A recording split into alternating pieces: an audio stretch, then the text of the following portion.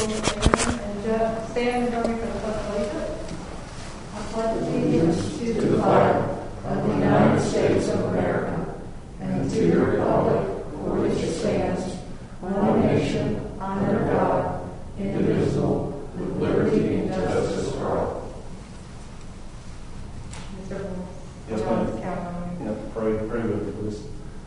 Lord God, we just take this time to pause and say thank you, Lord. Thank you for allowing us to be a part of this village, to be a part of this country, to be a part of the freedom that we enjoy. Lord, thank you for this gathering tonight, and I ask that in all that we do, Lord, we do it in a way that honors you. Pray in your name, Jesus. We have such a small group tonight. Anyone signed up for public comment? I got it. Nope. All right. So that moves us to the consent agenda. There are three things technically for the consent agenda. Councilman Kona wanted to make sure that the public knew that the Labella Engineering Services, that is the company we contracted to review our development plans, and we budgeted $40,000 this year. So that $40,000 is the maximum that we will spend this year with the engineering firm, just to make sure that there's a public. Also, to clarify that, and also there's most of that gets, but some of it gets reimbursed from the developers. through the fees we collect. Okay. That's what I want to clarify. Okay. And also, very last minute, we got a couple things from the county that I would like to add. The first is to authorize the Union County Tax Administrator to collect Wesley Chapel taxes for the fiscal year 2020-21 year. And the second will be to accept the settlement for current real estate and personal property taxes for fiscal year 2019-2020. I printed that out if anybody's interested in seeing a hard copy. When did we get that information? 4:30 today. Very late today. Okay, is it time sensitive? I think so. It's really nice to have it because I think, and an attorney might weigh in, that technically he's not authorized, until we do it, he's not authorized to collect the taxes, and he will be collecting them every day. It's a housekeeping issue more than anything else. I understand, but I have not looked at it at all. Yeah. It puts us all at a disadvantage. I saw it 2 minutes before. Well, we not haven't looked at it at all. It puts me at a disadvantage to even to put much thought into it. I support your opinion of the table if you prefer. If it is time sensitive, I'd say let's go ahead and discuss it. You want to discuss it, or you might want to consider it? We can discuss those two items if you want. Well, I would like to move it out of the consent agenda so that I've got enough time to actually read it. All right, so we'll put it right in there. We'll make it number 6 with Cheryl, so she can explain it to us. All right. Make it 5B, and that will be the finance officer items that for the tax administrator items, okay? I'd also like to add a 9B. Well, how are we going to do? Okay, yeah. Under code enforcement, do something specifically about the need of a science week, even though we don't have currently a planning and zoning administrator or code enforcement officer. We're actually going to talk about that in number 8. Well, 8 or 9. I have a proposal for that, so I think that'll get covered in 8. We'll just make sure that I have that in our plan to talk about. I want to add, you want to add anything else, Mike?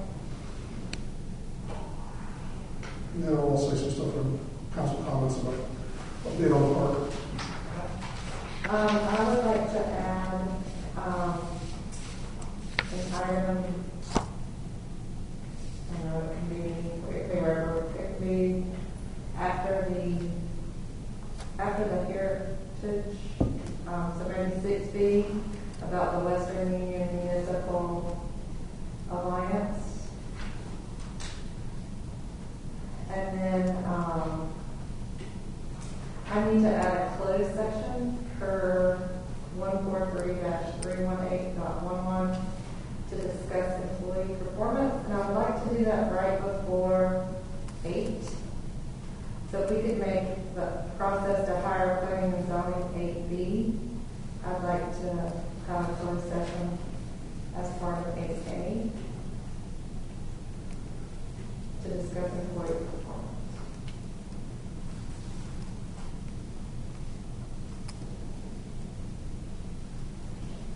And Lori, would you have anything you'd like to add? I do not. Mr. Boyce? Yeah, if we could, I'd like to move item D out of the consent agenda and discuss that. And really, we could put it anywhere. We want to make it, put it anywhere. All right, we'll make it, how about 9B? B is good. Mr. Superintendent, you have? Would you like the planning board report? Sure. We'll make you, what if we make you 9C? That way you hear the code, the planning zone and stuff. Anything else? Yep. And really, we can make it, 10A, or just make it 11, move the other two down. I'd like to have a short discussion, not for any action, but just a discussion on recognition of exiting board members and also the town hall plaque. Town hall. Plaque.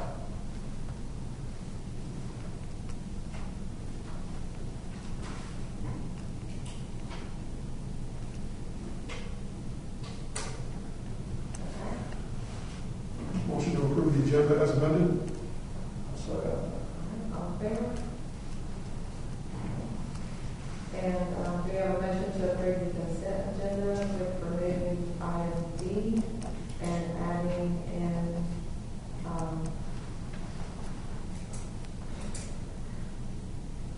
no, we did that. All right, so removing item D. Second. All in favor?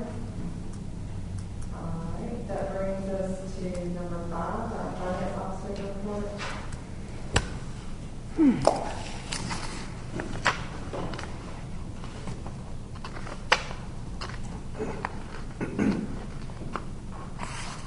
Okay, you have the July statements there, and this is the 1 month of the year where we only have one column for July because July is year to date.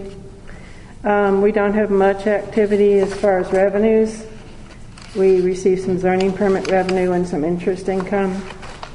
As far as expenditures, you have the normal monthly things. You also have things like insurance that come at the beginning of the year.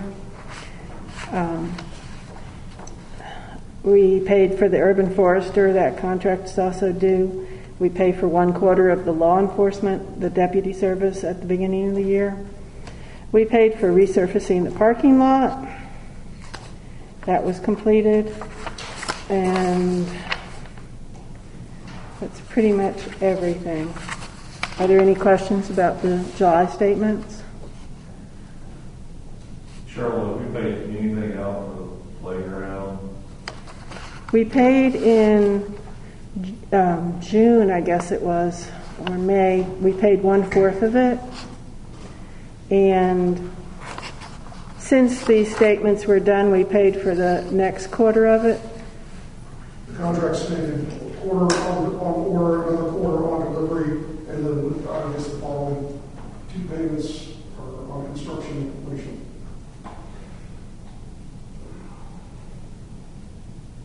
So permit required for that? With the Robin.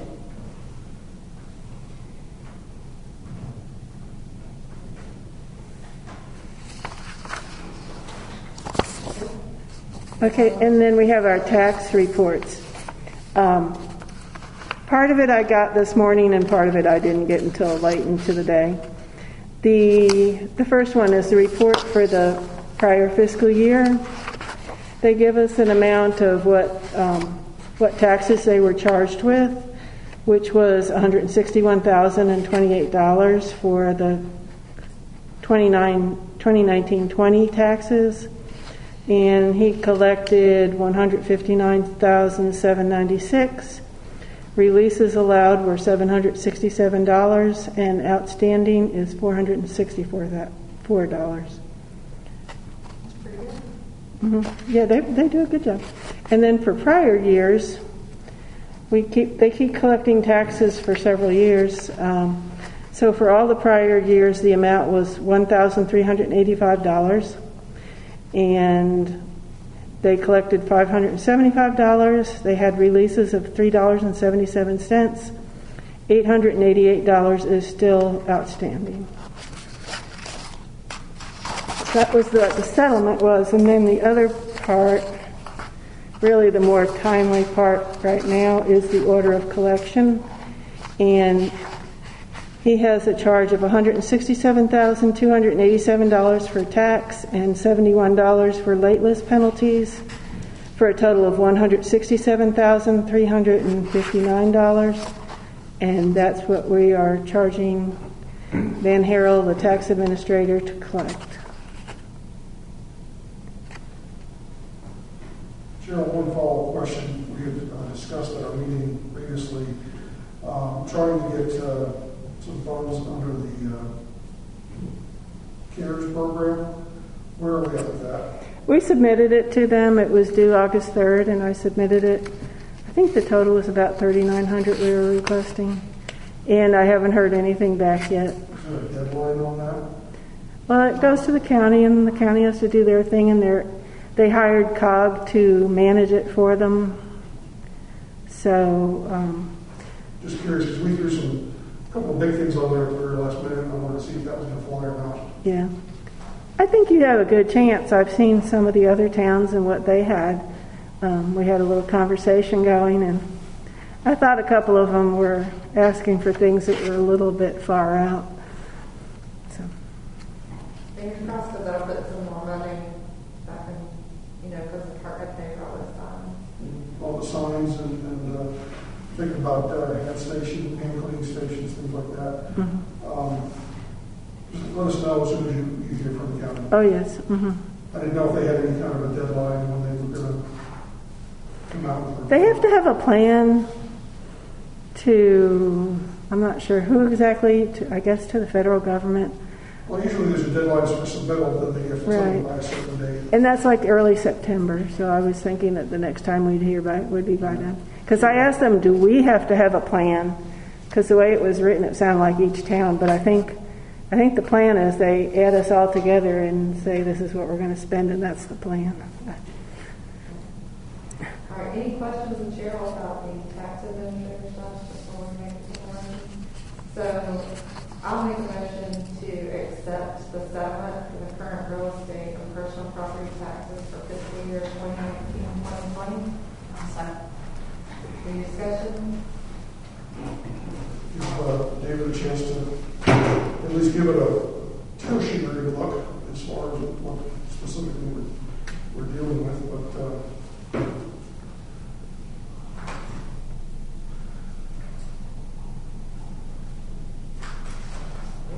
All in favor?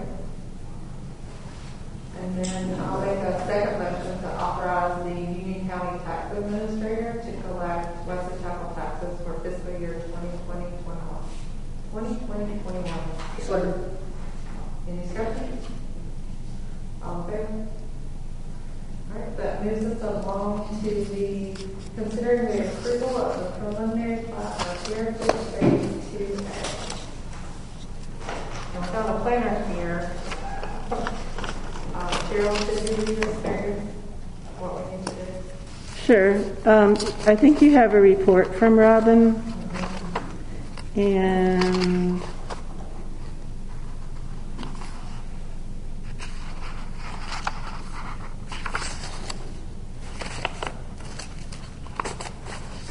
okay. Planning board heard this at their meeting and they recommended approval. It's Phase 2A of Heritage, and it includes 30 acres in Wesley Chapel and 17 lots. There is some floodland on the site, so that's why there's not more lots. I think all the approvals were received. And the big set of plans is the construction, the plat and construction drawings.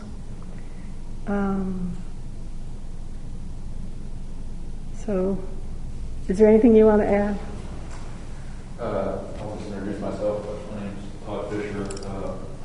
I'm with the engineering firm of Colton Estes Stone. Here tonight on behalf of Colton Land, who's a developer of the Heritage Project. I've not prepared any formal remarks. As stated, that the plan received all agency approvals and was voted for approval by the planning board in the July meeting. I'll be happy to answer any questions that the board might have. The only thing that I found in the notes was about retention pond, and that was included as phase 1 approval. That's correct. Because that was, that's not what it is, that wasn't what that, about that. So I'm going on and on. When do you expect your next phase? Project is well into construction. This will be the last phase that our office will design. There's a third phase that's being designed by another firm. I believe that plan is currently going through review at this moment. As I understand from Robin, prior to departure, it's likely to be on the agenda probably by December for board. Are you having any trouble selling your senior lots or your age restricted lots? It's a question I can't answer directly because I don't have that information from the developer, but as far as I know, they're having no issues with land sales. You can push very hard to get these plan approvals so they can construct more lots.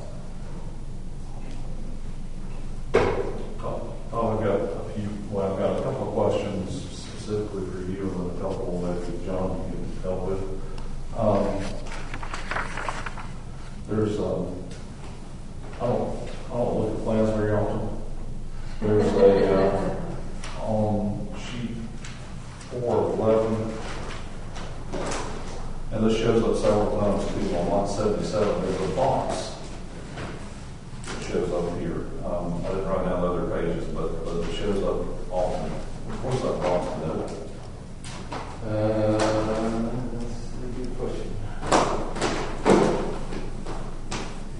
I was initially going to say that represented the home pad, but that's not true because it's after that.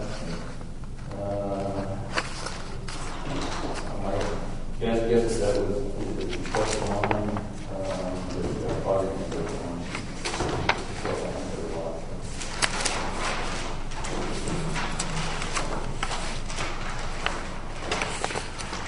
While I'm looking,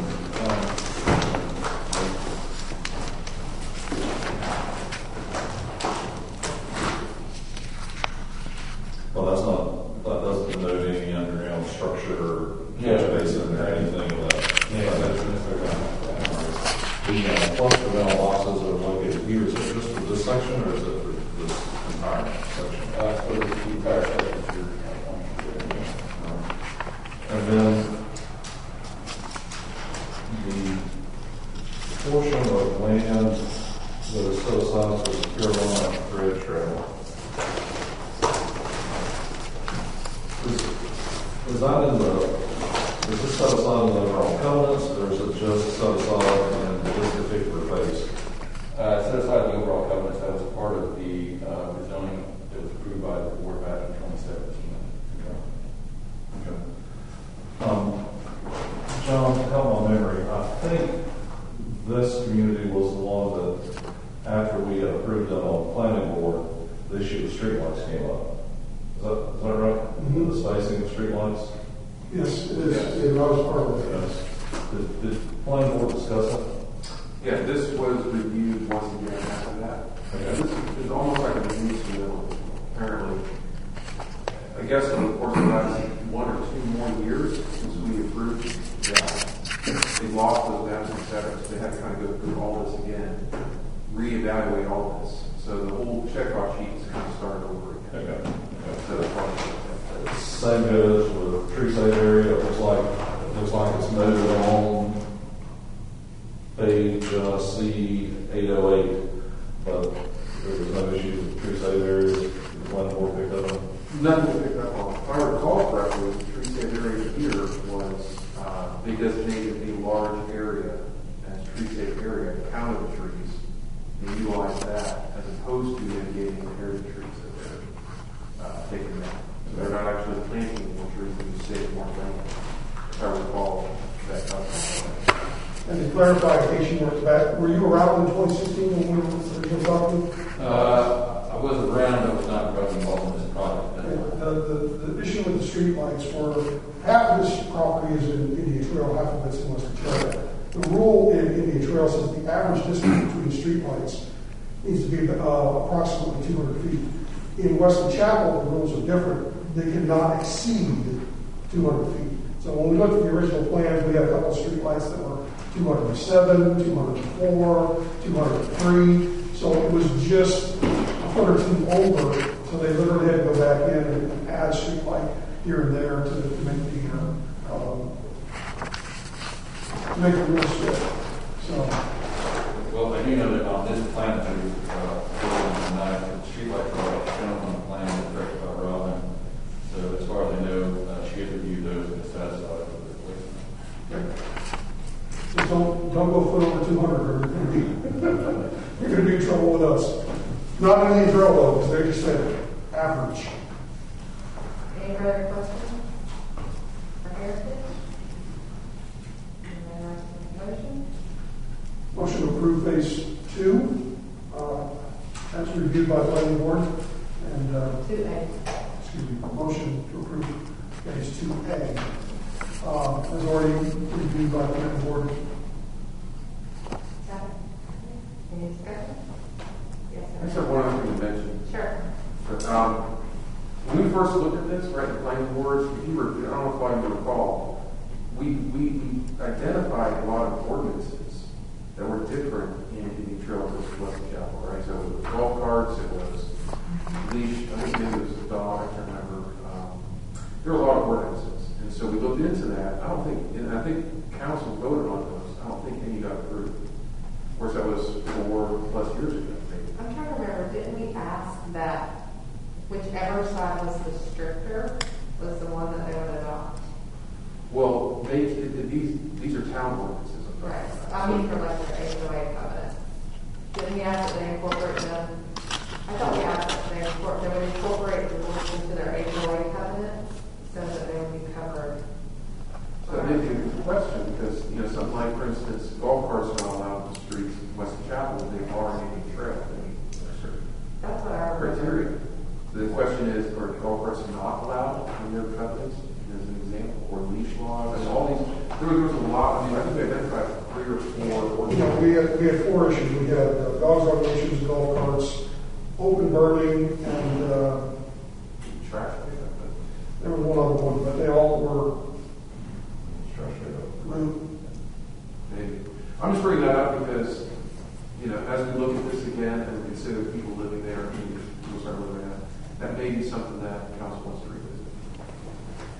So, I'm not sure I agree. The one thing about golf carts, I'm pretty sure, George, you correct me if I'm wrong, but the town has to permit it, otherwise it is not permitted. Isn't that the way it goes? In the village, yeah. Yeah, so you would have to do it, I don't think you could do it for this street and not for the rest of the village. At least not in accordance with the areas that are in the village, yeah. Yeah, so they couldn't do that by their HOA. Their HOA can't. They did handle the trash because we have gotten calls and the HOA has organized trash service for the whole area. I can just see that reason. Open burning, you can't do it in Indian Trail because they have town trash collection, but it is permitted in Wesley Chapel, and I think a lot of people would be upset in Wesley Chapel if you forbid it because of one small area. Could you get us a copy of your covenants could you email us a copy? I'm sure you have Cheryl's address of your neighborhood covenants for our Heritage's neighborhood covenant.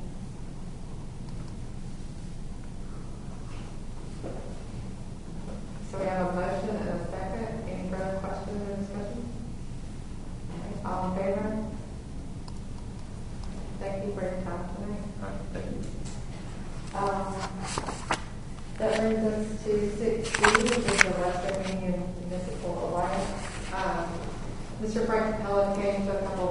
council meeting back, a while back, and asked us to please consider working closely with other municipalities to help fight some of the county rezonings that are being squeezed in our donut holes and our borders. I've met several times now with the mayors of Weddington, Mineral Springs, Marvin, and Stelling, surprisingly, also wants to be involved to form a Western Union Municipal Alliance. Weddington, just so you know, is about to go to MLETJ, and they like the transition zones, but they have no trust or belief that the county will follow through. And after Mike and I attending the county meeting, I don't either. So Weddington was kind enough to have their attorney draw up an agreement for municipalities to sign. Municipalities tried to do this a couple years ago, but it wasn't formal, and it got disbanded. So with the agreement, it'll abide by the open meetings law. Council needs to appoint 2 members, a regular and alternate, but hopefully both members should attend. Meet one time a month and rotate between towns. And try to figure out daytime or nighttime meetings, which if they work better, or what time work better. We need to change those too. So tonight I am asking council to vote to join the Western Union Municipal Alliance and to appoint 2 members and to pass a resolution announcing that we are going to be joining this alliance. I don't know what will come out of it, but from the county meeting last week, most municipalities seem really on the same page, and hopefully our voices are stronger together. It can't hurt. I think we have to try. Did you reach out to the internal? No, they did not reach out to any answer.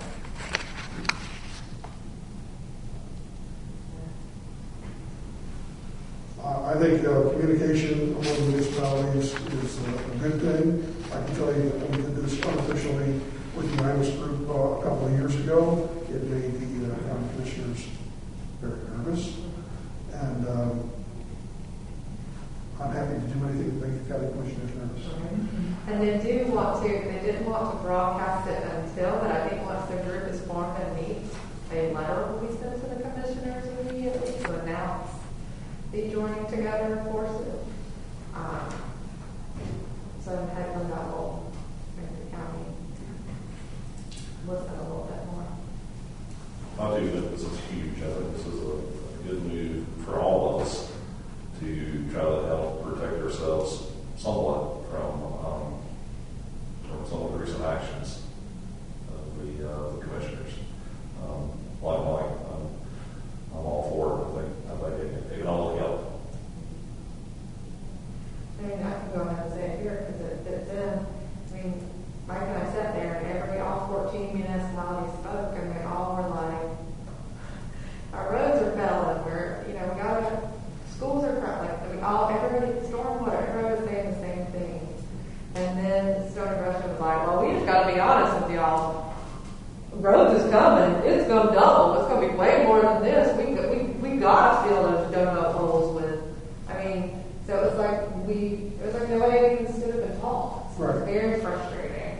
And we got to pay for this water and sewer or we're going to lose it. So we got to build as much as we can in your donut holes in your borders. It's coming. You can't fight it. Y'all are getting elected saying you're going to fight it. You can't fight it. That's pretty much what he said, yes, as a normal word for word. We sat talking with Stony Rushing for lunch for about 30 minutes, and that was pretty much his attitude. So it wasn't, we're going to fill you with so much growth that we don't care about the other problems. We just got to pay for our water. We got to pay for this water. There was no thought of, we're going to cram you full, that's still going to ruin your road in schools, stormwater. We don't care about that. We got to pay for this water. We need this water. Well, I think it's a great move. You had 3 items, a motion to join the alliance. Well, we got to pass the resolution. We've got to pass it before we vote. No, we join and then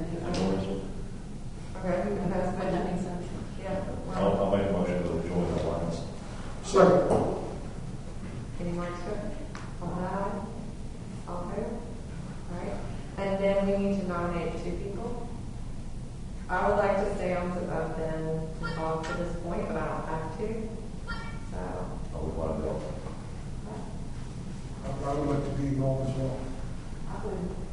I would suggest Amanda and David, since David came on planning board as well, with that background and not having as much visibility as we have. So I would go with Amanda and David, nothing personal. Fine, I was part of the Irish group, I understand. Can I be on as an alternate when either Amanda or David can't go? sure. I think It's a public meeting. I think you need to designate one as the regular, which I would guess would be the mayor, and then the other as the alternate. It doesn't matter. I thought we were setting that too. Yeah, they wanted a regular and an alternate. They will vote to go, but I guess they want an official. So I would name Amanda as the primary and David as the alternate, with the expectation that both are going to regularly attend. Is that kind of what they were, what I read? And if we can't, so Andrew said it was at every meeting, so like that, the order is going to come, we just have to make sure we announce it. yeah. And it will be an open meeting, and what they said was whoever is hosting will be responsible for announcing the open meeting and taking the minutes. So, but it'll be spread by 5, so it should be terrible. So I want to, make a I make a motion that we name Amanda as the primary to the WMA and David Joyce as the alternate.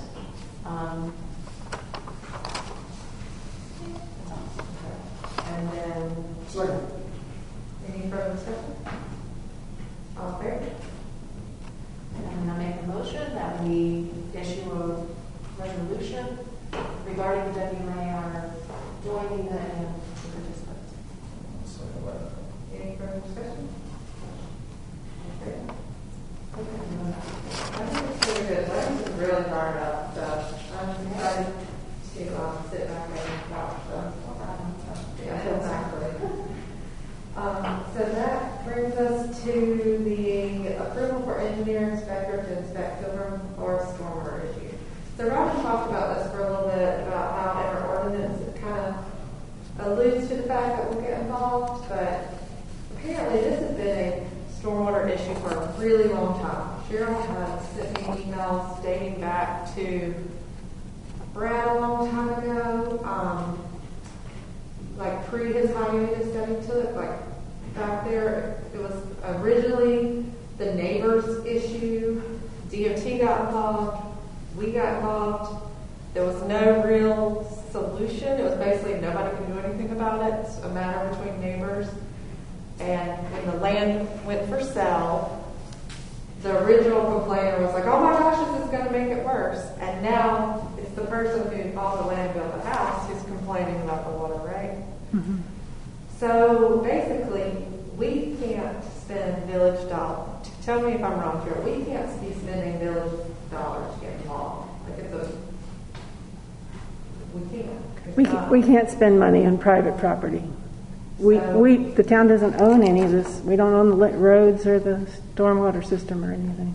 Yeah. And we have talked to Weddington, Cheryl talked to Weddington, and we've talked to George about cleaning up our stormwater ordinance to kind of remove that we can help, because we can't help. Our hands are tied. I mean, legally what we can get involved in. But I did tell Cheryl, maybe we could say we have access to a stormwater engineer if you would like to pay, what did we think it was, $300? After I talked to Bonnie, it sounded like it could be a little bit more. If you would like to pay for the stormwater engineer, we would be happy to connect you for him to come out and evaluate your property. But the village cannot. So would we just be providing the homeowner with the stormwater engineer's contact information, essentially, with, here, this person can help you, here's the money, and we have nothing to do with it. That's essentially That's what I'm assuming. Mm-hmm. We just cannot get involved, but we do need to clean up our vague ordinance. Cheryl, help my memory. I think the last time this came before council, Rollin had recommended basically to put it off to DOT and make it a DOT issue since it was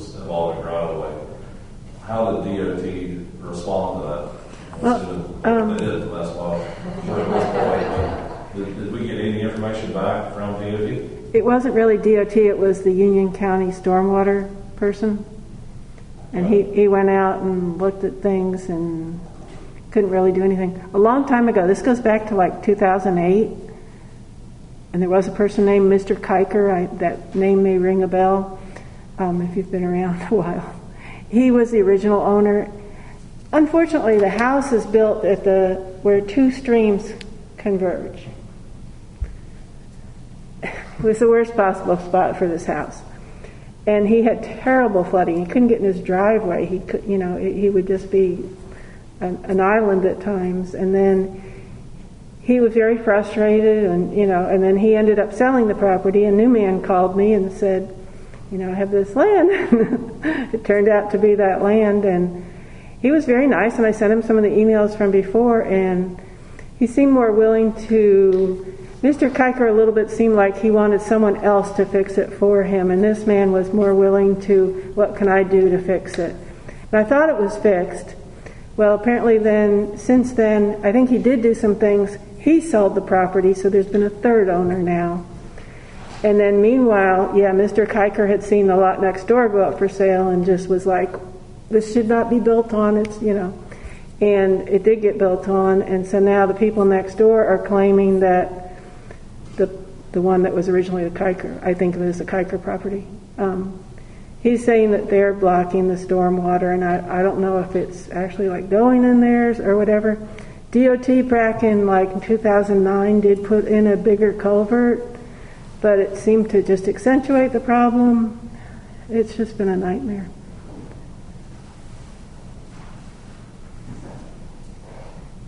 So that's up to y'all. I don't know. I just know that I don't want to illegally spend funds on something that on private property. And we need to updating our stormwater ordinances. You want to get to where more explicit so that in the future when somebody has this type of issue, either we're headed off before they build or very clearly this is what we can and cannot do. Is that kind of what you're thinking? I have the word. There is a provision, and I had checked with Bonnie about it all, and she said Weddington had considered a provision similar to it, and they did not put it in. Their attorney advised them not to put it in because you just can't. When you don't have a stormwater program and all, you just can't do it. And so I asked George what he thought, and he agreed, and so it probably needs to come out of the ordinance.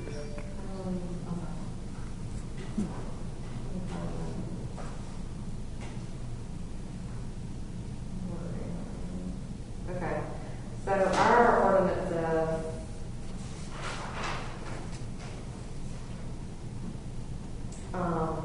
any discharge into any condition which blocks, hinders, or obstructs in any way the natural springs. Can you find it, George? So we need to change the part regarding the flow of water. Because we can't get involved when the flow of water is being changed from property to property. So do we just strike that term? It would have to go through planning board because it's part of the ordinances. So.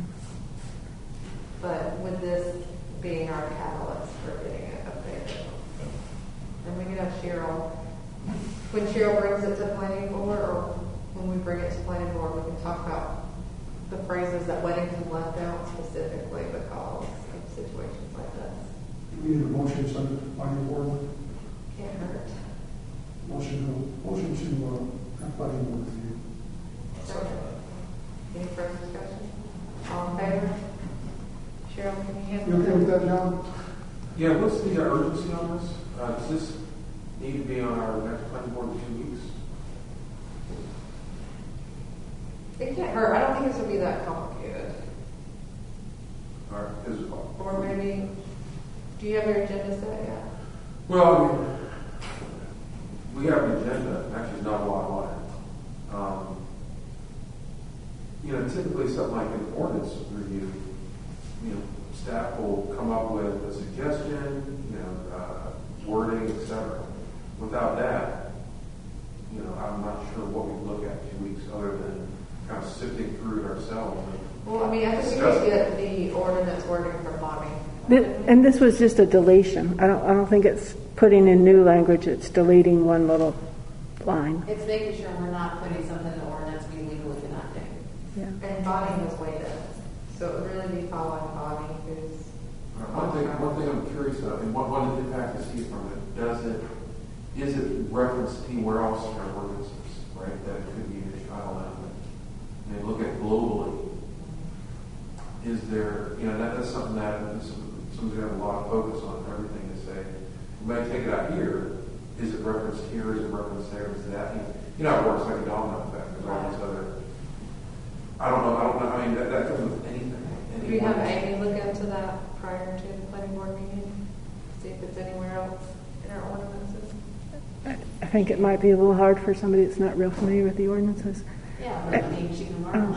Okay, I mean, we can ask her to do it. Yeah. I think in this case, Robin was citing that as her, the issue. So I don't really think it's Anywhere else? other places, yeah. We haven't sent out the agenda yet, have we? No, tomorrow. Tomorrow. Can we just add that as a line item? So Sure. if anything, we can put it on our agenda, look at it, and then either all agree it is easy, or there's more to it, or it could be more to it, or any other month. That way it doesn't get lost. Do we also need to make a motion to, regarding this site and Pilgrim Forest specifically? Probably to offer him the services that are. We're not. Okay. My interpretation was, when I hear offering him the services of this person, it's like we're going to let him use the services we're paying for. And what I heard you say was, no, all we're going to do is pass along the man's information, and then this resident can go do everything with that.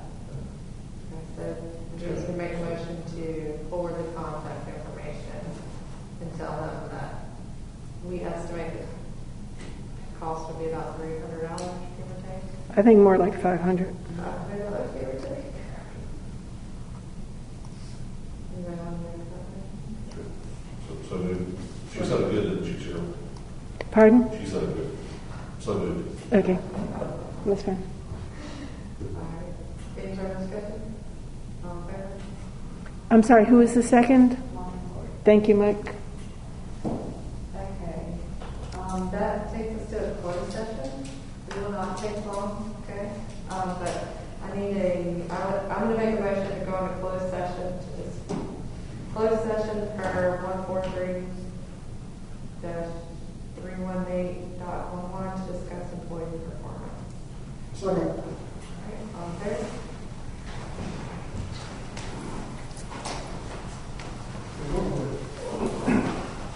You'll be here when we back?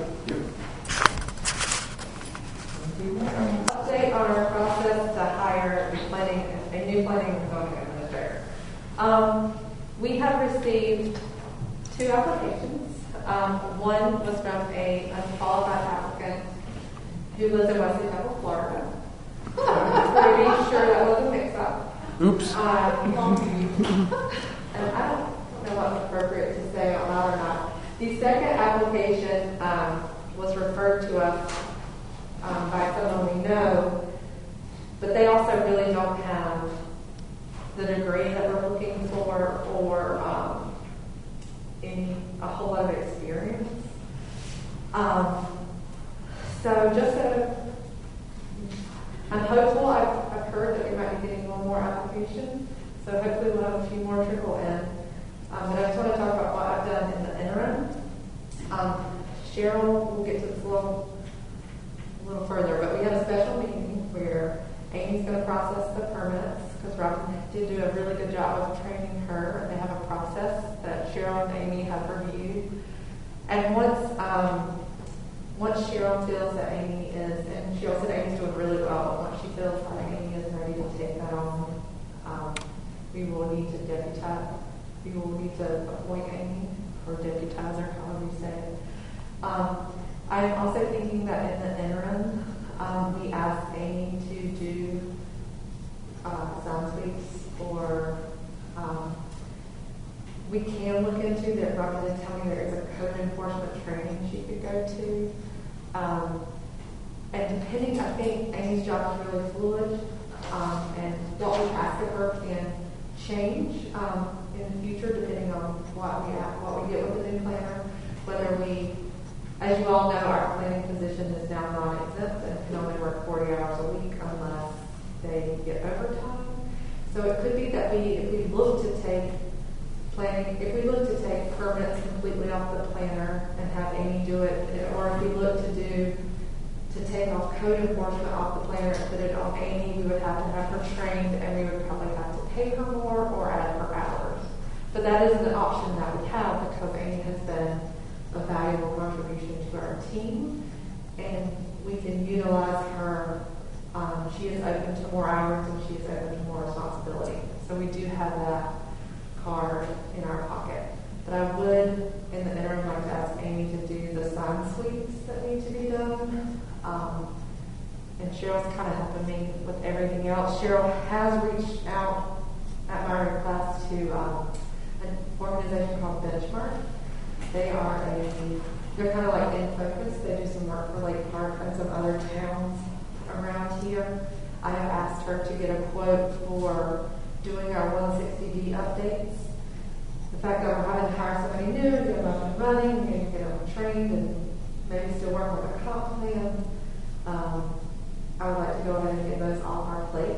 And they are doing 160D updates for 3 or 4 other towns. Mm-hmm. So hopefully that'll work to our advantage and maybe get us a good price. And they also are, she's also asked for a monthly rate or an as needed rate so we could work with them until we get a planning and zoning administrator in place. Okay, so there was a lot there. Thank you for that. So just a couple questions. I know, Cheryl, in the past, when we talked about maybe Amy driving or doing something, we talked about workers' comp. So is that something we need to do also? Yeah, I mean, that would be something I should let them know for the workers' comp. But so is there any other considerations we need to have if we're going to have Amy out on the streets representing us? Is there anything else we need to be thinking about that we haven't thought about? I've done sign sweeps in the past. I don't think, I can show her what to do. And I mean, it seems straightforward. I just didn't know Yeah. the whole workers' comp. Mm-hmm. I think it's great. I think Amy's done a great job. I think she's showing us a lot of initiative and just a lot of cooperation and everything else. I just think it would be great to be able to spread some of the responsibilities around in a way that's equitable for everybody. So whatever that means in terms of hours and pay and everything else, I just like to make sure we're being equitable as we treat everybody and I don't know, not taking advantage. Cheryl's done code enforcement in the past too. I don't know if we want to look into getting Amy that code enforcement training anyway. Even if we left it with our planner, we would still have a backup from somebody who is trained. I don't know how much. And I'm not sure when that class is offered. Yeah. We'd have to find out. But with council's approval, I'd maybe like to look into that a little bit. I also talked to Indian Trail because Robin had suggested, and I think it was mostly a specific situation that we have a code enforcement problem, and she had suggested that there might be a possibility of an MOU with Indian Trail to do that, and I went talked to them, and they wrote me back, I think today, that said that right now they normally have 2 people and they're down 1, so right now they couldn't do it. She said, though, that if we wanted to contact him personally, he could do it, as an off job, an hourly type thing. So we could do that for this situation. We have options. Did they respond back with any of the prices for Benchmark? No. It's been so busy. It's been an assortment, everybody from a cell tower to, it's just, you kind of take a little sprinkling of all kinds of things, and they've all been coming in. How can we do a new development and this, Last week was insane. It was busy. So I guess all that to say, hopefully we'll have more information. I don't know if it would come to the point that we need to call a special meeting. And I'm assuming when they do the 160D updates, they'll still work through the planning board and all that, so it'll just be like you have a new person. Can I ask one thing? On the updates with P160, there's 3 different levels, right? A lower level, an intermediate, and a higher level. Do we know what level we're pursuing if we potentially outsource it? I mean, I just don't want us to cheap out on it. Do you think they'll give us a Well, tier? Robin had made a spreadsheet, and there's 3 levels. You must do these things, Right. which we have to do. You may do these things, and if you really want to do it, you could do something else. So, I mean, I think if we do the must-dos, we'll be a long way there. And a lot of the things we have done, so it's not like everything is for us to do. But there are some things in I there. caution that it's based on what I've seen. The basic is basic.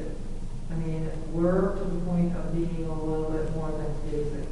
I mean, it's the bare bones minimum. So, Do you want me to send you the document about what they said from the School of Government about the yeah, Robin has sent the 3 levels? She had sent me something that was very beneficial for me to have seen it. That kind of more explain the tiers and how important they are along the way. So I just suggest that before a decision is made to go rock bottom, that you folks might want to review it. And I don't think anybody here said rock bottom for anything. We know that we're probably going to have to step it up for a lot of this to get somebody qualified. And we can ask for a tier. Well, just know that with us, yours fully support is all I'm saying, because we're going through a lot of effort, doing a lot of things coming up. That's all. Yeah. And we can see what it looks like and what the difference is. But I don't think cost has been talked about at all. Like, I have no idea. They'll come back saying, That's my 2 cents. yeah. So when we get that information, we will pass it along. I don't know when it'll be, but we have to have a special meeting. We'll have a special meeting if we.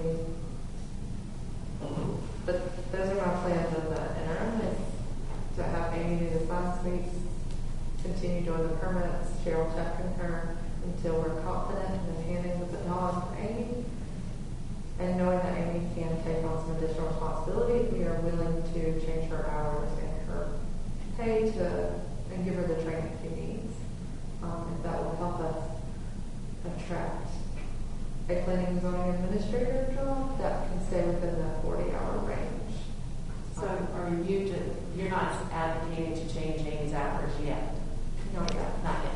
But for now, she'll remain the 30 hours that we have. Unless she needs, the only thing is we're asking her to be in the office every day from 9 to whenever. If she does a science week, we'll either have to coordinate it with Cheryl. The sign sweep's 1 day a month. So, It takes about, an hour or 2. I can certainly be here when she does that. Yeah. but just have council know that's where my thoughts are going. We're desperately in the science week, because there's signs everywhere that are illegal. Try to get on that this week. We'll do it this week. I think it's great. Thank you for thinking about Amy and looking for the way to spread this out. And hopefully we will get a candidate that's closer to Florida. I heard a rumor we might get a nice candidate, so I'm kind of holding my breath. Holding my breath for someone qualified who will meet our needs and understand our little special niche we have here that is what we have. So, do we have any further questions before we move on?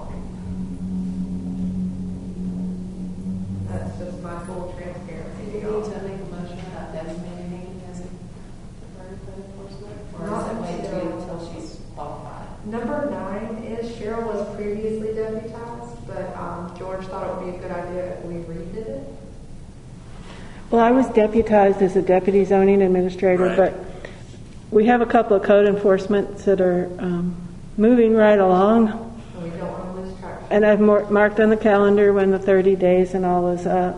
It was never clear whether or not that officially applied to code enforcement duties to share. Also, we were just saying that it would make sense to have that in the interim so that it wouldn't lag. So we need a motion to appoint Cheryl the interim. Motion to appoint Cheryl as the interim code enforcement officer. Second. Any further discussion? All in favor? And that brings us to, is that planning board? Planning board update? Oh, and then we'll do Adam Peter. I think I got it backwards, but don't forget that. All right. Planning board. As you guys know, Dr. Ellis is not on the planning board anymore. She is not resubmitted, but we're hoping to keep her on some committees if we can. So we'll keep you updated on that. Curious, I noticed you guys took off the consent agenda. Is there anything important there, or do we have any other applicants? David took that off, so. We'll talk about it now. I'm just All right, after you finish your report. no. No? Okay. Two questions that I had about the application. One, that it had been reviewed by the planning board chair. I did. So I'm sure. Okay. And then secondly, I noticed that he's only been a resident of Wesley Chapel for less than a year. Do we have any stipulations as far as how long a person needs to be a resident, Cheryl, before they apply for a board? Not officially. Yeah. So anyone who's a resident qualifies. Are we comfortable with, albeit an alternate, with a person that has been here for less than a year? I think because otherwise I think we're discriminating if it goes into all residents and there's not an official policy that says you must meet this other criteria. I don't know how we just arbitrarily specify that. And I do think there is something to be said about having new blood in the village. Because he chose, Ms. Vanley, he chose to live here because of what is here and what he thinks it is. So we recently made that decision. A lot of times we're always talking about, we've all been here for a long time, you know, what does draw people in? So I think there could be some goodness with it, but I understand your concern. I did like his reason though for joining. That was very encouraging. And I was going to follow, but it's been very hectic. Those are all good questions on it. No. Well, the reason I read it, I saw it was taken off, but it wasn't put in, so I didn't know if it was Yeah, dropped it or. was somewhere in here. After, it was supposed to be before you, but I got confused. Oh, okay. So we'll make it after. Also, his term is only 1 year, so if there's any issues, it's 1 year. Is it still the only application we have so far? Mhm. Okay, I guess we can talk about it afterwards. All right, next thing I'll do is talk about what was on our last planning board meeting.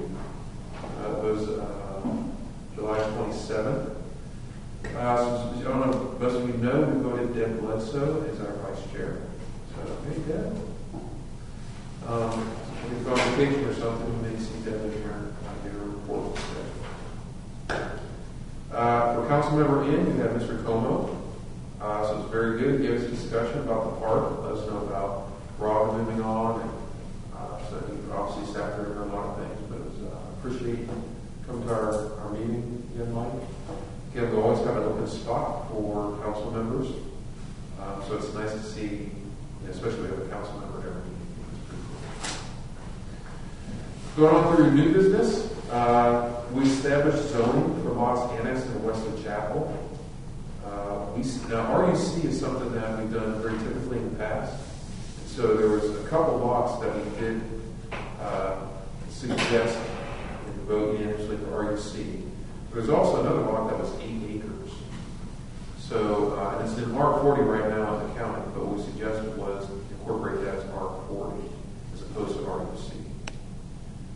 We understand that there's possible future plans for that, and R40 still works with that just as well as RUC would. So we suggest to try and be as consistent as we can with the village, try and put in our zoning where it's possible. I think that we thought that this was a good possible place. We looked at the preliminary plot for Heritage, approved unanimous, which we've already talked about here tonight. Then old business, we talked about RA40 versus R40 recommendation. Essentially, we had unanimous approval to move it on to you guys. I was thinking it was going to be on your agenda tonight, but I did not see it on your agenda. Is that right? It is to call for a public hearing on it. Oh, okay, great. Do you guys have any questions for me on RA40 versus R40? Okay. Because we're actually pretty excited about that. Tree ordinance review. So for the first time in all the research that we've done, we've actually had a draft put in front of the planning board. So it was, again, a draft. This is the direction that we're heading. It was, quite a bit of work that was done to present this. So we reviewed it. We found, whether it was some clerical errors or a lot of questions. And Robin and Deb actually thought that a lot of things we brought up were very valid.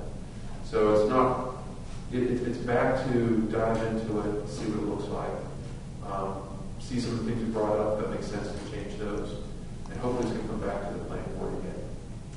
I think on our next agenda, we're still trying to get hold of the county, who's that, Sharon? Yeah, urban forest. Yeah, and I've sent him an email and have not heard from him. Oh, And can I make a comment? To say on that, last week we got a lot of phone calls and emails from, do you remember the neighborhood, the land we jumped through hoops for to make solar farm? You know, remember that? They want to develop it as a R40 neighborhood.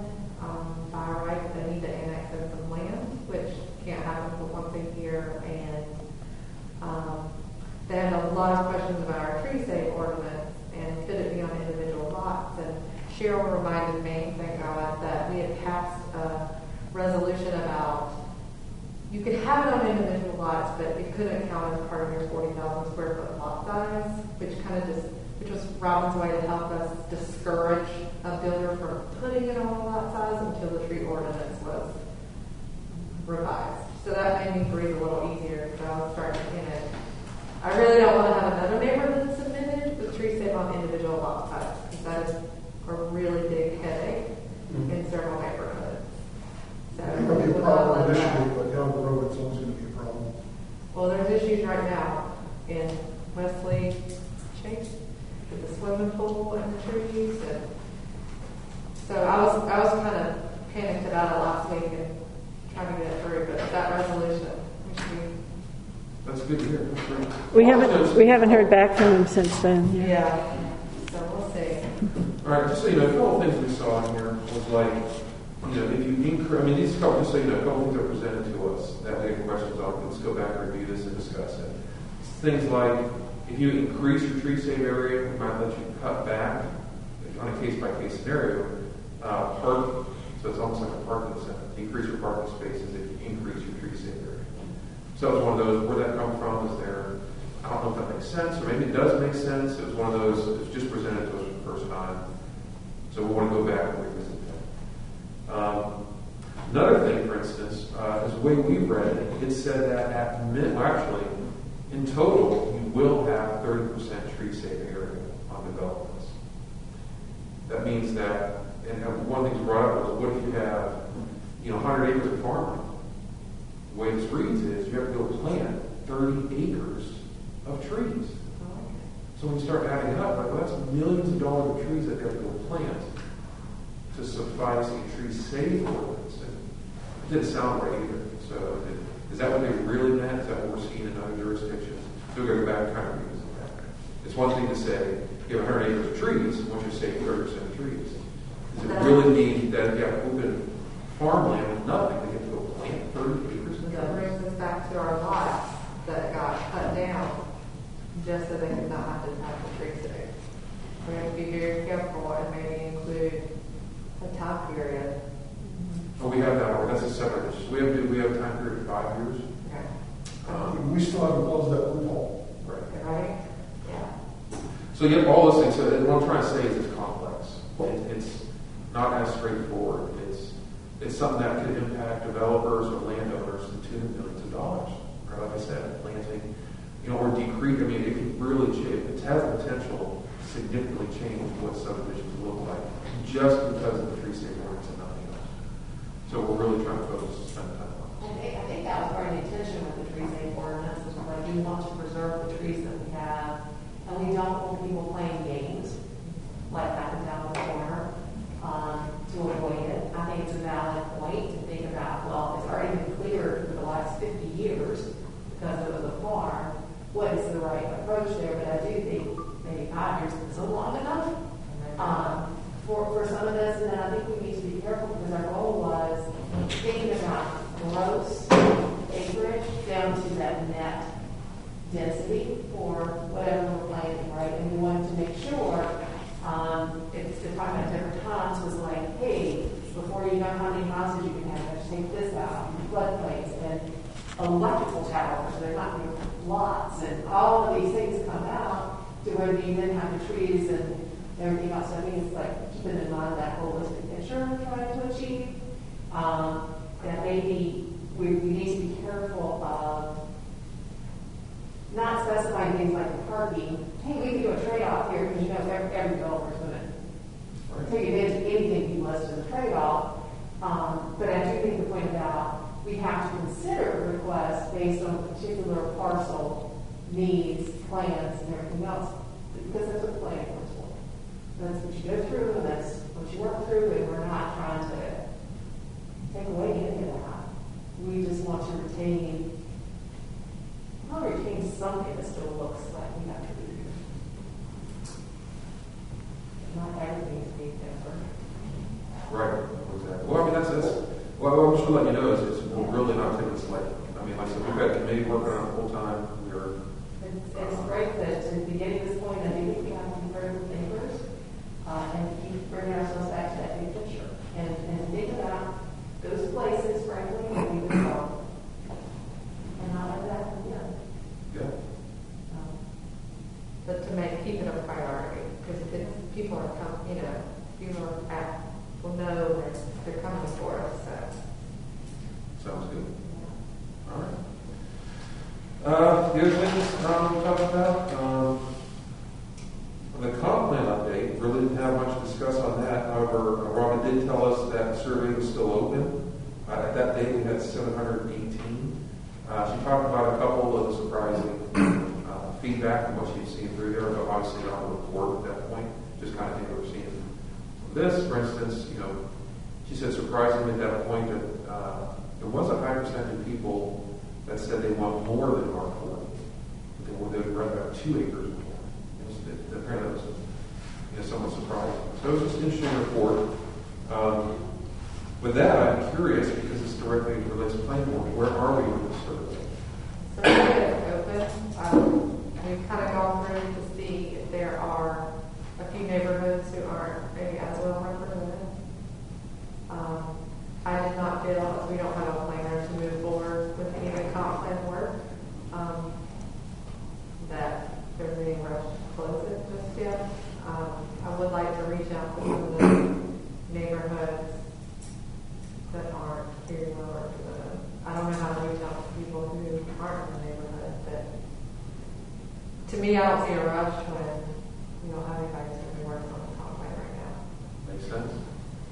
We just, whoever comes to the planning board every 2 weeks, maybe just kind of just give us an update on where we are with the survey. It'd be good because we don't have anybody else who has any visibility to it. So I guess it would probably be safe that we could say, or maybe admit that once we have somebody, one of their first priorities after they learn the job, even in learn example, is to finish up the survey. So there probably won't be an update until there is a person in place. All right, so there's no update on the time, there's no update on how they received or any trends that we could utilize. Okay. Let's get into it. So that is all I have. I said we have a planning board meeting scheduled in 2 weeks. It's pretty light, actually very light planning board meeting, with the exception of now looking at the stormwater ordinance. That's all. Hopefully we'll have somebody sooner than later, quickly.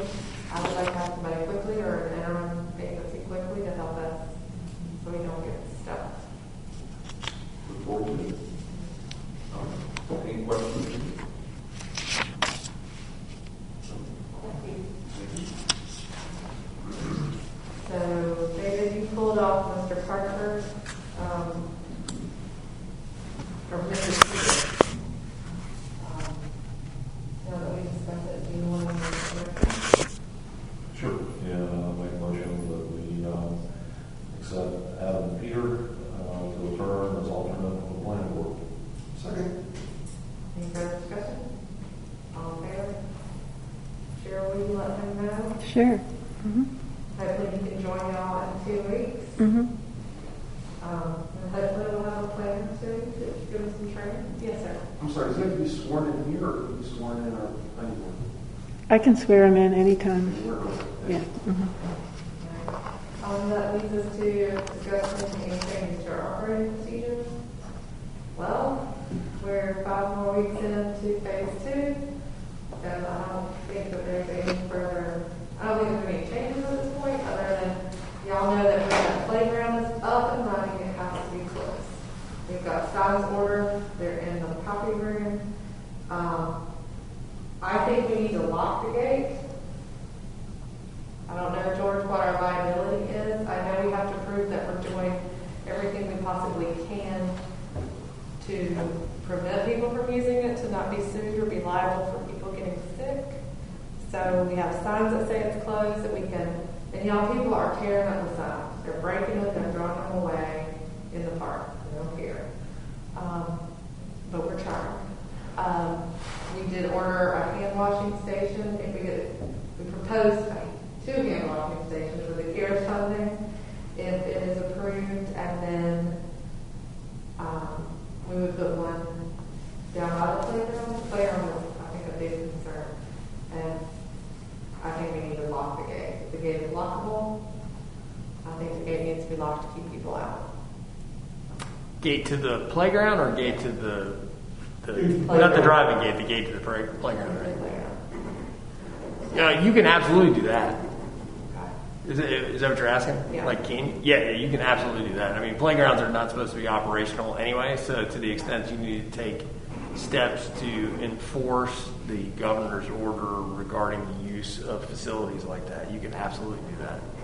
And so I would suggest people tear down the sign for the playground, we put them inside the fence of the playground, where they can't get to them. Well, the playground signs aren't up yet. No, but we can go to install We also put some of the social distancing signs and some of the other signs we put inside the information boards so they can't physically get to them, but those have stayed. Yeah, but I was like, particularly the ones, the playground is closed inside the fence, so they can't get to them to destroy them.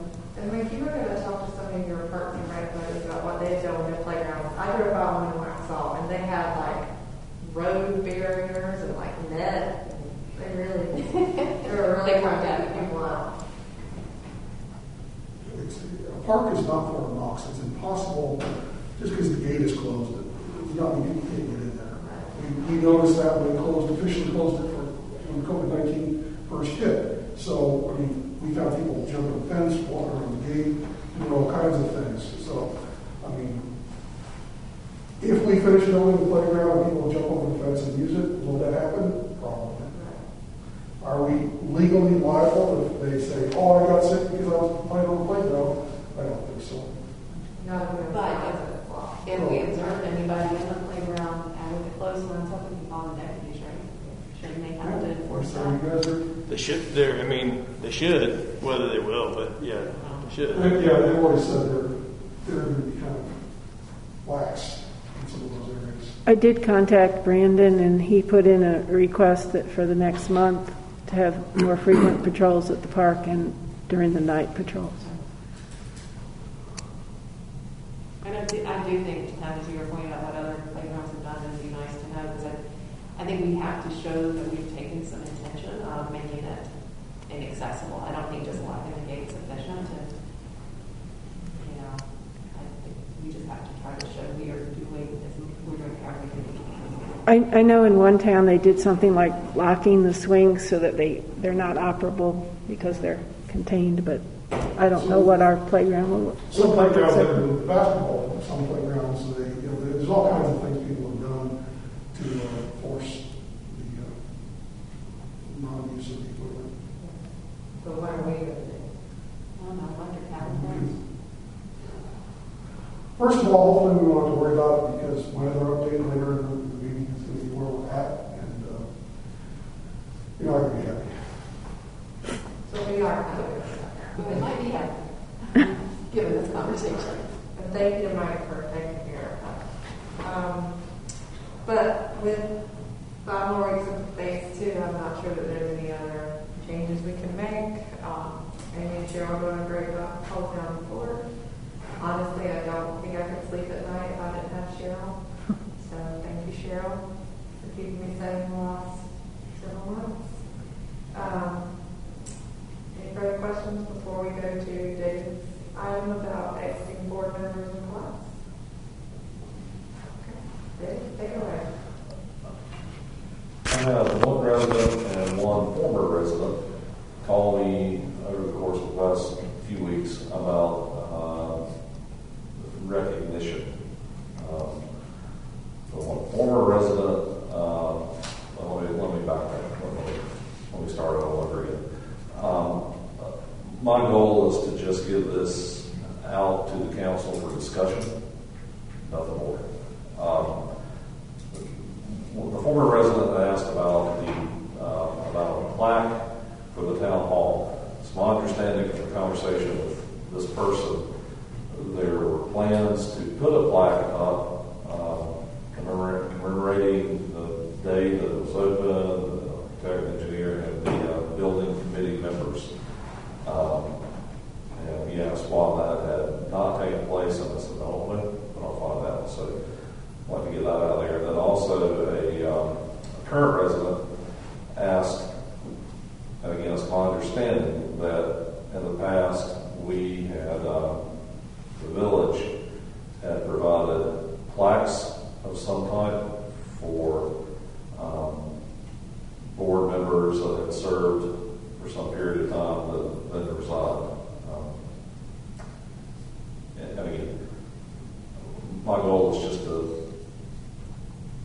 get it out to you guys for discussion, so we can discuss it. Well, typically when we have a change in the guards on council, the outgoing council is presented some kind of a plaque. I think this was more so a question. The question was about the planning board. So I was going to ask, when I think about the boards, I think about planning board differently than the others, from the sense of they're the only one that gets paid, right? The one with the most official alternates on next, but not like a lot everything else. So I think we don't have any problem that we present a plaque to planning board members. Planning board members, when they stop serving, like Dr. Ellis, for example, is a valid or a current example. But then I think it's going to be difficult to differentiate between that and somebody drops off the communications committee or somebody drops off Park and Rec. What do we do? So is it really a plaque? Is it a certificate? Is it just something just to acknowledge their participation? So we can go things in there. I think it's a nice thing to do because people volunteer. We got certificates, gold foil certificates for like youth committee members, and for them that's a big deal. And we need to talk about that. We'd always given some kind of recognition. I don't think anything on Parks and Rec. People come and go from Parks and Rec. It's never a big deal. Well, I think doing some sort of official thing, and I think you got to do more than put your name on the list. You got to actually, in my opinion, earn just recognition of participating. But I don't think that. My thoughts are the planning board, I must say it quite simply, that they get recognized every quarter with a check. To your point, Mike, I understand, especially on youth council and stuff like that, how important that can be. But I also understand how fluid a lot of these positions would be with Parks and Rec. So, again, I'm doing as I told both people I would, and I was putting it out for discussion. Well, the other point you brought up about the plaque for the town hall, there was a heated meeting here one night to that point where Bush Plyler jumped up, went in, got some of his personal items and stormed out the door because we didn't want to keep him on as a paid employee or a maintenance person. And that was a very contentious meeting. So, was kind of hard to then turn around and go, oh yeah, by the way, here's a letter.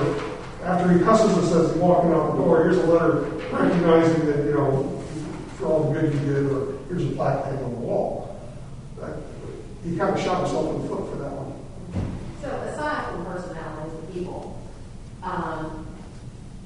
some sort of plaque to talk about when we officially opened and stuff. It seems like a nice thing to have. We get into who the architects were, the building committee, and his brothers and sisters and all and stuff seems a bit much, but some plaque commemorating the, I don't know, whether that's laying the cornerstone or cutting the ribbon or what are the plans for a plaque? You know, kind of a little bit like Mike says, it's just gone crazy at times. And the same thing happened when Park and Rec was sort of disbanded. I mean, they weren't going to give them a plaque and then say, we don't really want a committee anymore. Or two that it was a disbanding. So on here, let's try this, the old adage of letting a sleeping dog lie. Yeah, I like that one. I pretty much like that one a lot. I think that fits in. Perfectly okay with that. Okay. Was asked and answered recently. We discussed it. And along those lines, we had a parent reach out to us and want a certificate for youth council.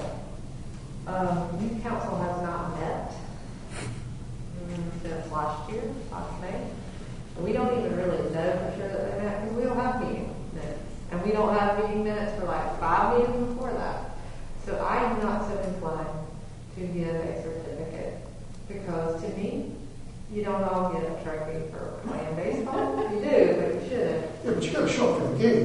Right. You got to show up for practice. You can't just say my name's on the roster, therefore I get a letter. If you never come to a game, you never come to a practice, you can't be part of the team. And we did. Council did give certificates, I think, to outgoing youth council members at some point. I remember that. But as youth council has not met in the past year or had meetings for So 5 meetings prior to that, so we can't prove that they even met when we think they met, I'm not so inclined to issue a certificate. I agree with that too. So when I get prompted about it and talked about, that's why. Well, I don't think that's a reason. I just think it's, you have to have the meetings. You have to show up to the meetings. You have to figure out what you're doing as a committee and actually have some, you have to do something. You can't just say, I'm on the committee, and then expect to get a certificate. So, And as a council, we probably need to put some thought in the youth council and what's going to happen to it. Because currently, they don't meet. no interest. Well, and a lot of it is, I really blame, you know, it's like the chairman, and I also sort of feel council has let them down too, because there were some really good kids that had volunteered and joined it, and I really felt we left them out in the lurch. So. All right, David, does that satisfy your agenda items? Absolutely. Okay. So I think that brings us to council comment. If anybody wants to go first. Mike? Yeah, I wanted to bring council in on 2 things. Since last we met, obviously the playground has been physically delivered. There was an email that John sent out last week where he expressed his concern that the contract said that there was a 90-day clause from the time the subcontract was signed until substantial completion. And the subcontract was signed on 5/13. Basically, John said, there's 6 days left on this contract, and you guys have got 6 days to finish. I turned around and called the owner of Carolina Recreation and said, ignore John's email that given the current state of things with COVID-19 and everything else, we are not going to hold you to the 90-day clause. And the longer we can put off building it and constructing it, the better, because the first thing we're going to do when we do that is lock it. So that's where we are with that. I haven't spoken to John since that email out or since my conversation with the owner of Carolina Recreation. But I wanted council to be aware of where we stood and what had happened. We've already already talked about the 2 touchless hand sanitizers for the park, one for the playground, one for the main trail. We are still working on trying to do a volunteer work day at the park. We're going to be inviting people to come and do some repairs. We do have materials on site now to do the repairs that John was looking for, but I'm personally not going to do the repairs solo. So until we have a volunteer work day and additional labor there, we're holding off on stuff like the Bobcat rental. Also, you guys may have received information on this mailbox slot for the main door of the side entrance. I was hoping to have 3 of these by tonight's council meeting, and I did not. So I'm going to be trying to, by next council meeting, bring more quotes in for you guys. The 3 companies I contacted, only one actually submitted a bid. So just give you a ballpark idea. This was a $585.64 installation of a 1 1/4, no, it's in glass. Big enough to shoot maybe half by a piece of paper through of the door. We also looked at the secure box option as well, which I don't know if we have any numbers on that. Yeah, we looked at that last time, but I have a question. I got to thinking about this. I thought you didn't like the box in the door because somebody had previously like lit something on fire and That's threw it. But I wanted to be pricing on both, Okay. so you guys can look. So far, this is as far as we've gotten, so an update on that. When you put this on the agenda, we'll have Cheryl bring back the numbers for box. Yep. I also got a call or an email from the companies that were doing bids on the microphones up on the dais, and I basically told all of them that we're kind of holding off on that because 1, we're not using them, and 2, we're under a budget crunch. Everybody seems to understand that, so that's where we're on with that project. That's all. Ernie? So I have a question about something you said in Sure. So you mentioned about a contractual dispute of some sort that you then gave corrections to the contractor on? No, John took it upon himself to point out the clause in the contract that there was a 90-day window. And you said, you told the vendor that that clause, you weren't going to hold them to that. And my point is, should you be doing that, or should those things come through the village clerk as a contractual thing and managing the contract? What is the right way to do those? Well, Tom was sensitive on that, I think. I didn't want him to freak out from the email that John sent him, so I did talk with Amanda about But if it that. was in the contract, we should have been well aware of what was in the contract. And waiving that piece of the contract is kind of a contractual thing to do. That seems like, I'm just concerned about the protocol that we should be following. I don't know what the right answer is. I'm just asking. Well, John and I were the lead people contacting Carolina Recreation and supervising the installation. And I understand why John sent the email out, but I didn't agree with it. I sat and talked with Amanda about it the following day, and she said, call the guy, let him know that we're okay with the delay because of the situation we're in. It's just from a contract management perspective. What is the right protocol? I didn't think that. Because it sounds like we gave away rights that we contractually wanted. For some reason, which sounded good. Do not disagree, right? Not to our favor not to do it. Right? And I didn't think about that. I honestly didn't think general about it. Like, contract management perspective. I just thought about it, like I read John's email that Mike showed me, and I was like, oh crap, he's gonna go out and build that playground today, and I would rather they drag their feet, so. I think COVID-19 has created a unique situation for everybody that has never happened before. The odd thing about it is in the playground world, people are excessively busy under COVID-19.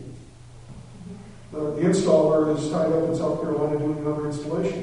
I called them this morning. I called both the coordinator and the owner of the company, and I have not heard back from them. I was hoping to have an update for you for tonight's council meeting, but I did not, because they are incommunicado.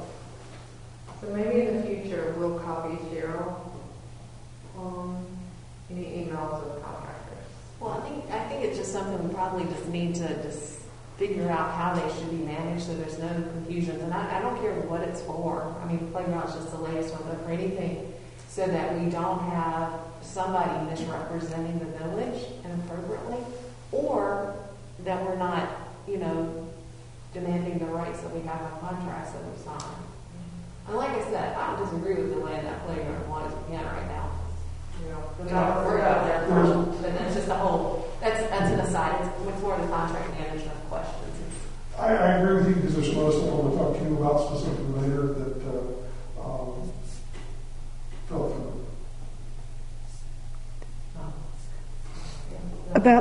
About the playground, there's one other little item, could be an important item. I don't know, I haven't been over there in a while, it's too hot.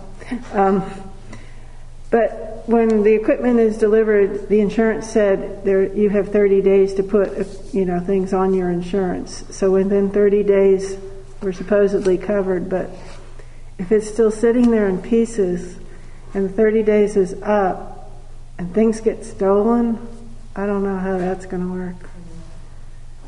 I mean, that would be my question: theft or damage to the equipment while it's sitting there, or somehow our contract, we mistakenly, I wouldn't have done it this way. We took responsibility for the equipment the day it was delivered. Where just while they're out. as a comparison, when we built the park, when we hired a general contractor and he subcontracted out, for example, bushes and trees. One day the guy delivered 50 bushes and 6 trees. The next day there was 5 bushes missing. And the general contractor said, you know what, I don't really care because we contracted with this company to do it and we're not responsible for the stuff once it's delivered before it's put on the ground. So that's the clause that I would typically see in a contract with a company like this. But somehow they got put in their reverse, but we're responsible for it. If somebody goes over there and takes a box of screws, and they're super expensive stainless steel screws that hold those things together, we're responsible. And I don't know how that ever got into the contract the way it did. So it bothered me. So we actually had an incident where the gate stopped working because of the power failure for 2 days. And we were worried that the park gate's open. What are we going to find the next day when we come in? Luckily, we got it fixed right away. It's not been a problem. But all we have separating the equipment from the people visiting the park is the orange snow vest. So, concerns are valid.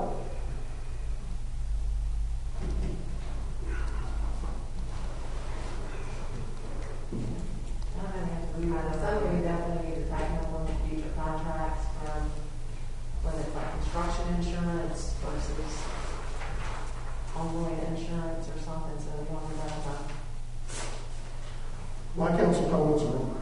Can you check to see if we'll still be covered if it's not put together? I can ask him. And Mike will give us an update if he ever gets any contact with them about when they think it will be. But I know that John did not want to lock the gate to the park, the playground, and I don't know why. And John's preference would be to finish the playground, put up a sign that says use at your own risk, and leave the playground open. And I said, John, that's might be your preference, but that's not what legally I think we're going to be able to do. Right. Anybody want to go next? Sure. In recognition of Ohio State throwing away the college football season, tonight's quote is from Woody Hayes, and it is paralyzed resistance with persistence. I'm tickled that we're moving forward with this alliance with the neighboring municipalities. Again, I don't think that can be anything but good. So thank you, Amanda, for your work with that. I really think that's going to be huge. Also feel like that there's still a groundswell of interest in having a post office and a zip code. Cheryl, thanks for sending these out. I really would like for us as a council to make that a persistent item for us to stay on. Reading through these, there seems to be a lot of finger pointing, but never real clear answers as to what what steps we need to be at in order to have a post office, or at least reading through these 5 letters I couldn't see. I'd like for us to make that a priority moving forward. That's all. Just piggyback on one thing that you said about county commissioners. The one thing I'll add that when Amanda and I were having lunch with Stone Rushing is we asked Stone Rushing if we asked him specifically if he trusted his planning and zoning department, he trusted his public works department, and he just flat out said no. And I don't know how, given the position he holds, that he does not trust the people that advise him. And his basic comment was, we don't control the growth in Union County. The subcontractors or the people that they appoint as experts, they're the ones that control Union County development, not us. And I was... You're a county commissioner, you don't control the growth of the county. He goes, no, it's all those water and sewer people that they hire as consultants. The consultants are the ones that control the growth around here. And that they push a lot of it towards Charlotte. Like a lot of it needs to be focused close to Charlotte because that's where they want to be able to tap into it when Charlotte needs things like water and sewer. That's where the primary roads stop down. I didn't like the answer, Mike. Anything else there? That's all. Lori, do you have anything? Just thank you to Cheryl for picking up the slack with Robin being out. Especially thank you for helping Amanda keep her sanity. That's a criteria for us. And Amanda, thank you for recognizing Amy and the contribution she's made and giving her that opportunity to grow, in her service to the village.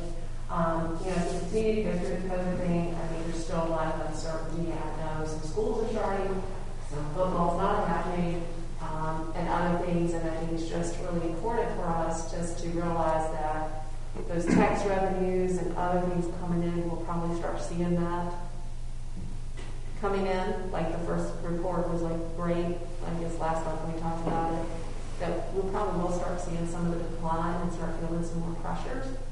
And even with the DOT, with the roundabouts and other things, I frankly don't see them suddenly finding a pot of gold. So just that we just be prepared for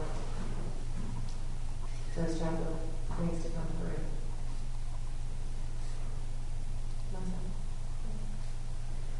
All right, tomorrow, Lori and Cheryl and I are meeting with the MAPS group to review our human resources procedures, so hopefully we'll have those for y'all soon, and job descriptions. The county meeting, I gotta say, thank you, Mike, for being there to have my back. I was worried about getting up there She did great. and getting tomatoes or something thrown at me, but I mean, it was very interesting to me that all municipalities spoke and all said the same thing.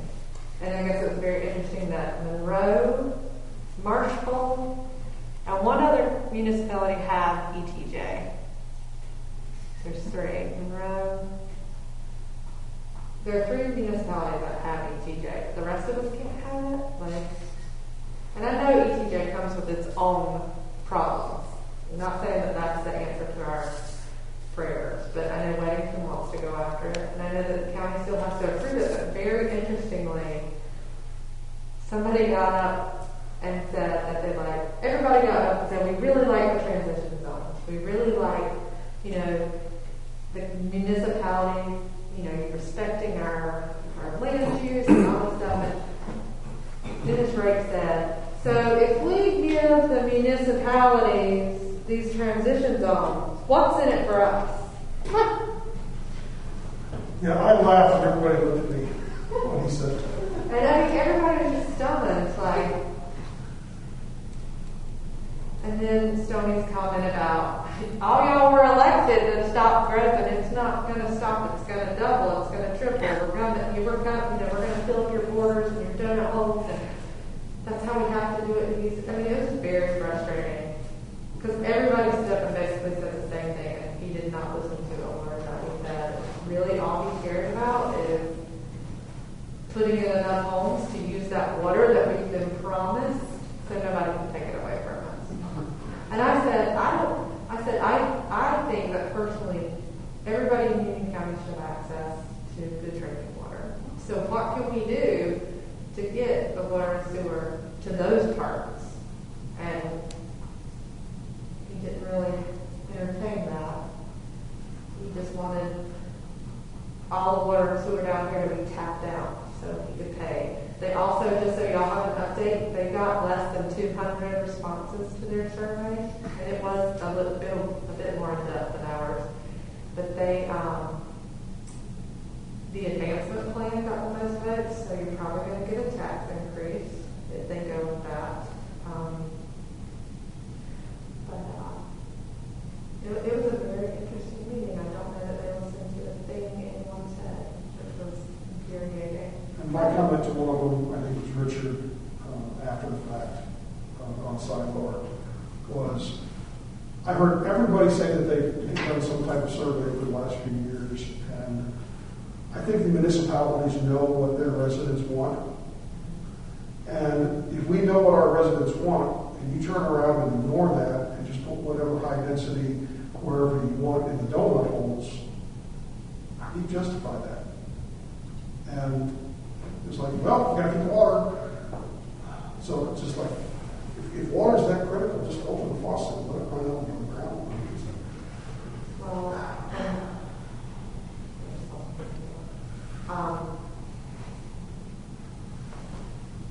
there's something important.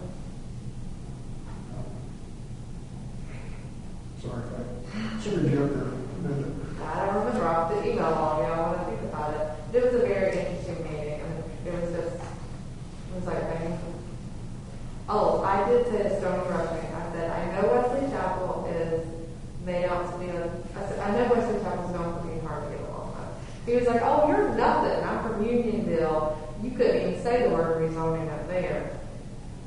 So I said, all we're asking for is like a chance to like we want to sit down and talk to you. Like if there's a property on our donut holes, we're willing to work with you. Like say it's zoned R40 and you want to do 4 houses per acre. Maybe we work together and we compromise. Like but just don't shove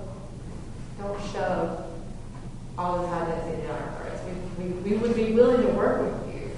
And another thing I said when I spoke was that to stop putting competing commercial properties along our borders and donut holes when we want to fill this up and people want this filled up, to just stop and help us fill this up. That would do good for the whole county. And I